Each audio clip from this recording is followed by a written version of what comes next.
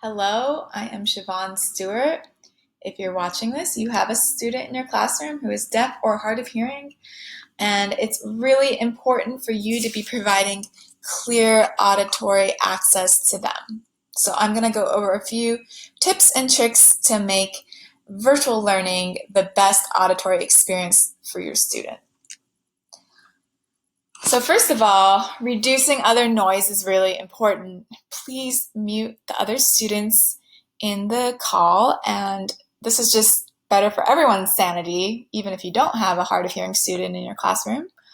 And try and have only one speaker at a time. So establish rules, have the kids unmute themselves as necessary.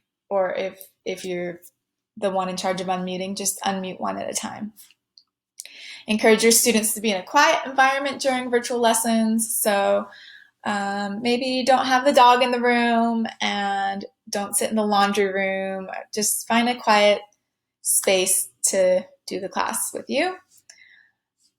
Please speak in a clear voice and encourage your students to do the same. So if a student is speaking, you want to ask them to, hey, could you raise your voice a little bit, or could you slow down a little bit, or we didn't quite catch that.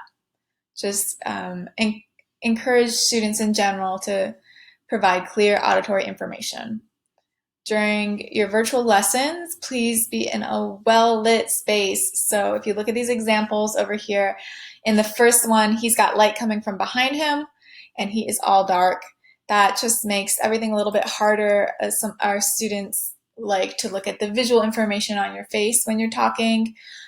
Sometimes if they don't catch a word, they might get it on your mouth instead. So really, the second example where there's a light source in front of him, whether it's a window or a lamp or whatever, we want the kids to be able to see your face clearly. Have your students write questions in the comments instead of unmuting and asking the question orally. This will work if you have students with a high enough reading level to follow those questions that are written. But it's helpful because then the deaf or hard of hearing student can see the question, and then they also have a record of it. And they don't have to worry about the student being backlit or in a noisy environment as much if it's just written. If a student asks a question or adds to the discussion and it's difficult to understand, I mentioned this earlier, just you could also, instead of asking them to repeat it, you could restate it. So, Cameron said blah, blah, blah. What do you guys think?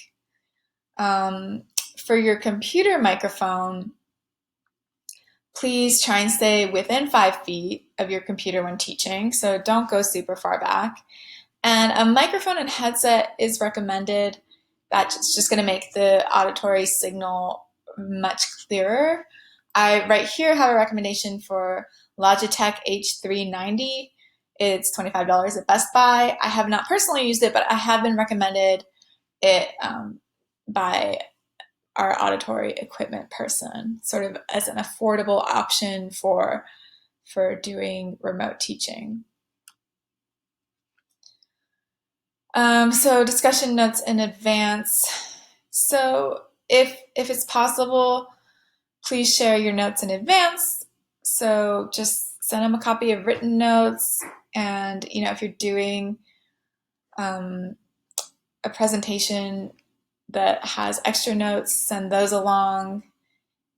And also try and always be facing your computer when talking. So again, they want to see the information on your face, not just the lips, but a lot of it's the lips, but also your expressions.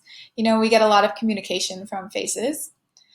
And ideally, no masks during the virtual lesson. If you're alone in a space at home, the mask is just a visual obstruction, and it's going to be harder for the student to understand you, both from a sound perspective and from a visual perspective. If you have to wear a mask, please speak slowly, increase your volume. And then also, this isn't in here, but please use captions for everything going home. If you've got a video going home, Please use captions. If there aren't captions on the video, see about getting a transcript that you could send. Not ideal, but just for the student to have a written copy of what is being spoken. One tip is any videos you have, if you upload to YouTube, YouTube has its own captioning. It's not perfect, but it should be better than nothing if it's clear. And that's what I'm doing on this video, actually. So, yeah, those are some ideas for you for your classroom, your virtual classroom. It's just really, really important for our students who are deaf and hard of hearing to have good auditory access. And it's honestly important for all students as well.